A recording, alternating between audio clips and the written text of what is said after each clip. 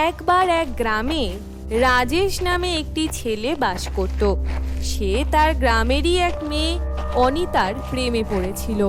অনিতাও রাজেশকে বেশ পছন্দই করত। তারা গ্রামের ধারে নদীর পাশে এক তেঁতুল গাছের নিচে প্রায়শই দেখা করত। সেই তেঁতুল গাছে থাকতো এক পেতনি। যারাই সেই তেঁতুল গাছের তলা দিয়ে যাতায়াত করত, সেই পেতনি তাদেরকে নানাভাবে বিরক্ত করত। কিন্তু রাজেশ আর অনিতা সে কথা জানতো না। তারা একদিন সেই তেঁতুল গাছের নিচে দেখা করে দুজনে গল্প করতে থাকে। আরে অনিতা, আজকে তো তোমাকে দারুণ লাগছে দেখতে। আরে এই সমস্ত দারুণ লাগা টাকা ছাড়ো। আমার মা সারা দিন রাত আমার পেছনে শুধু বিয়ে করা নিয়ে পড়ে রয়েছে। তুমি আমাদের বাড়িতে বিয়ের কথা বলতে কবে আসছো সেটা আগে বলো। আরে তুমি এটা কি বলছো? তুমি তো কয়েকদিন আগেই বললে যে পরের বছর আমাদের বিয়ে হবে, কিন্তু বিয়ে এত আগে করার কি দরকার? আমার বাড়ির লোক আমাকে দিন রাত এই এক কথা বলে বলে মাথা খারাপ করে দিচ্ছে। তাছাড়া তাদের কাছে অনেক ভালো ভালো ছেলের প্রস্তাবও আছে, যারা তোমার থেকে অনেক গুণ ভালো। তাই তাড়াতাড়ি করে বলো তুমি আমার বাড়িতে কবে আসছো। আরে আরে তুমি এত রেগে যাচ্ছ কেন? আমি ছাড়া তোমার রাগ তো কেউ ভাঙাতে পারবে না, তাই না? ঠিক আছে, আজকেই আমি মায়ের সাথে কথা বলছি। রাজেশ এবং অনিতার এই সকল কথা গাছে থাকা সেই পেতনিটি শুনছিল। এই ছেলেটা দেখতে তো খুবই সুন্দর, এর সাথে শুধু আমি বিয়ে করব। এই ছেলেটাকে বর হিসাবে পেলে তো মজাই এসে যাবে।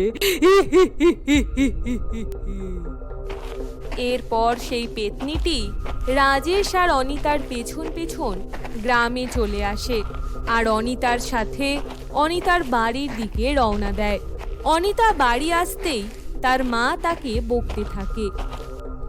আরে অনিতা, তুই আজও এত দেরি করে বাড়ি ঢুকলি? সারাদিন কোথায় যাস, কার সাথে থাকিস, কিছুই আমি জানতে পারি না। সমস্ত আত্মীয়রা বিয়ের জন্য বলে বলে আমার মাথাটা খারাপ করে দিল।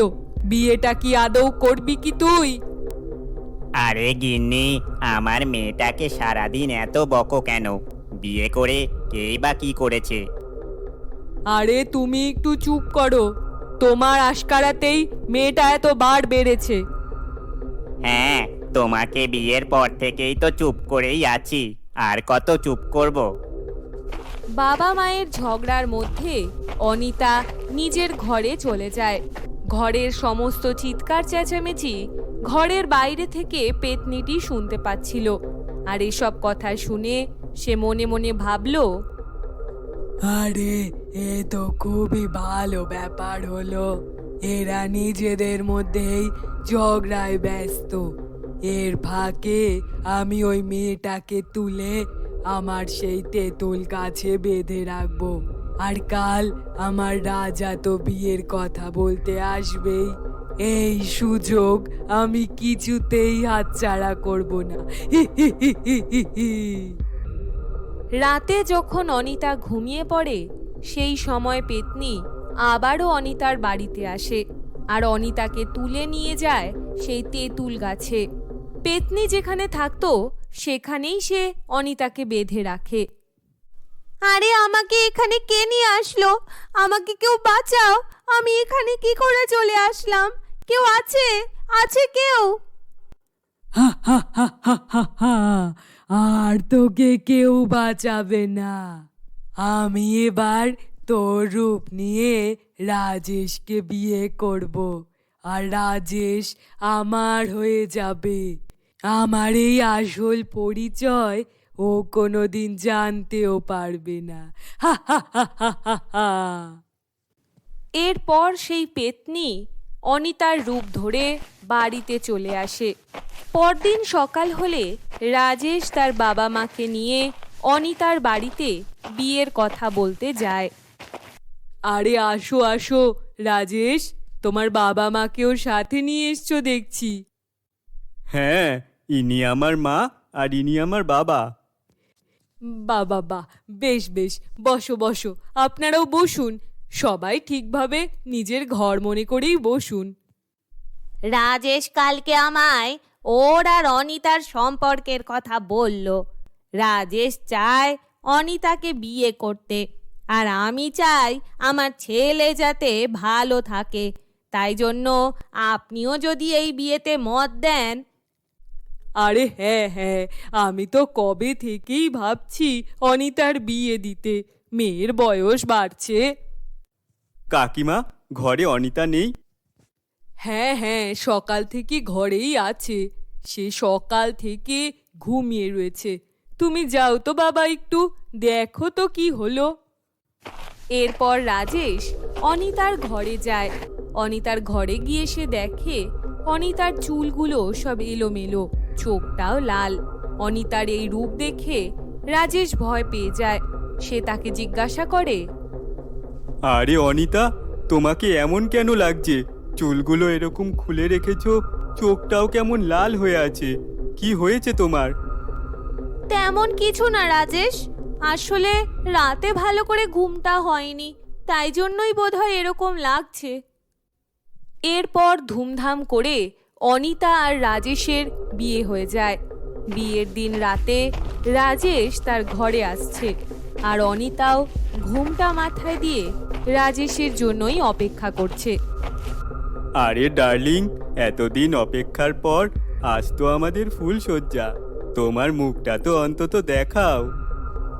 তুমি নিজেই দেখে নাও। অনিতার এ কথা শুনেই রাজেশ তার ঘুমটা ওঠাতে যায়, আর যেই সে ঘুমটা ওঠায় রাজেশ একেবারে চমকে যায়। সেখানে অনিতার জায়গায় এক পেতনি বসেছিল। আরে আরে, তুমি কে? তুমি এখানে কি করছো? আর আমার অনিতা কোথায়? আমি তেঁতুল গাছের পেতনি। আর এখন তোরা আমার সাথেই বিয়ে হয়েছে।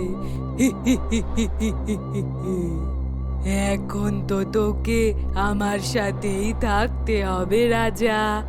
আর ওই অনিতাকে সেই জঙ্গলেই আমি আটকে রেখে এসেছি। ওকেও মেরে ফেলতে আর বেশি বাকি নেই সময়। হা হা হা হা হা হা। আরে এগুলো আমি কি দেখছি? হে ভগবান, পালাই। এর হাত থেকে বাঁচতে চাইলে আমার পালানো ছাড়া আর কোনো উপায় নেই।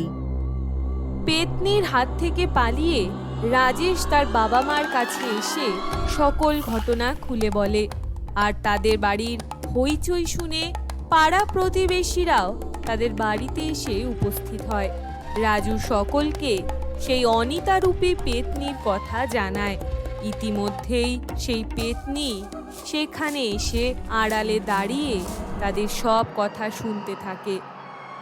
তবে রাজেশ, তুই এই সকল কথা পুরো গ্রামবাসীকে জানিয়েছিস, আর এই গ্রামবাসী তোকে বাঁচাবে।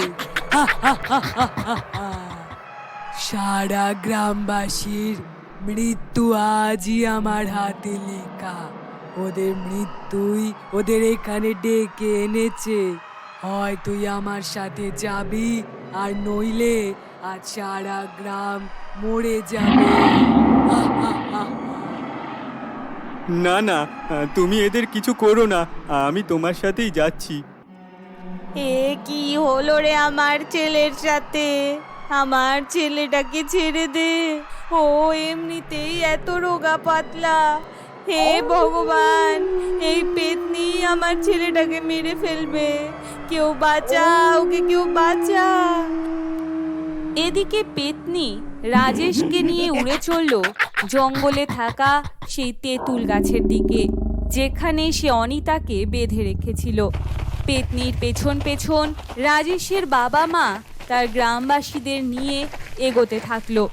পথে চলতে চলতে রাজেশের মা কান্না করছিল আর বলতে লাগছিল, হে ভগবান, আমার খোকাকে কে বাঁচাবে?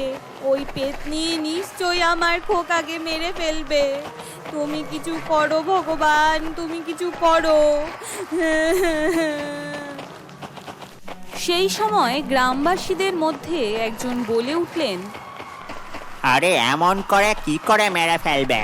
রাজেশ আমাদের প্রাণ বাঁচানোর জন্য নিজের প্রাণটাই দিতে চলেছে। আমরা থাকতে রাজেশের প্রাণ কিছুতেই নিতে দেব না।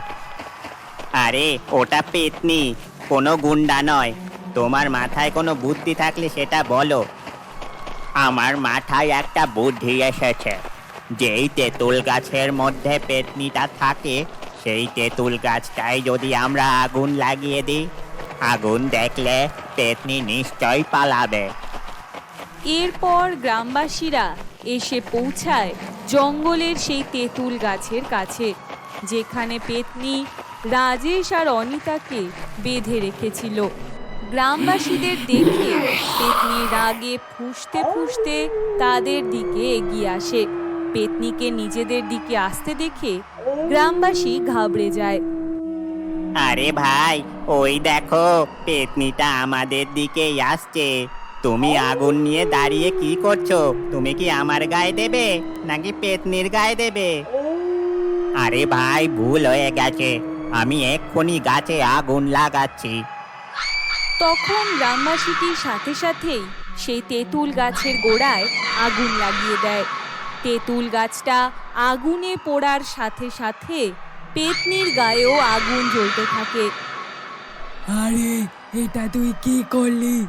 আরে মূর্খ, কে তোকে এই কাজ করতে বলেছে? ও মা গো, পুড়ে গেলাম। এভাবে চিৎকার করতে করতে পেতনি পুড়ে ছাই হয়ে যায়। আর ওদিকে তেঁতুল গাছটাতেও আগুন লেগে হঠাৎই তেঁতুল গাছটা অদৃশ্য হয়ে যায়। আর সেখান থেকে রাজেশ আর অনিতা মুক্ত হয়ে বেরিয়ে আসে। আজকের গল্পটা কেমন লাগলো সেটা জানাবার একমাত্র রাস্তা হচ্ছে নিচের কমেন্ট সেকশন। ভিডিও তো তোমরা অনেকেই দেখেছো, কিন্তু কমেন্ট আমরা সেভাবে পাচ্ছি না। ইন ফিউচার ভালো কন্টেন্ট ক্রিয়েট করার জন্য প্রয়োজন হয় ইন্সপিরেশনের, আর ইন্সপিরেশন পাওয়ার সব থেকে মোক্ষম জায়গা হচ্ছে এই কমেন্ট সেকশন। তাই প্লিজ তোমরা ভিডিওটা দেখার সাথে সাথে কমেন্ট করো, কারণ তোমাদের ফিডব্যাকটা আমাদের জন্য খুবই গুরুত্বপূর্ণ। আর তার সাথে লাইক করো, আর কাছের মানুষের সাথে প্রচুর পরিমাণে শেয়ার করো, এবং সাবস্ক্রাইব করতে ভুলো না কিন্তু।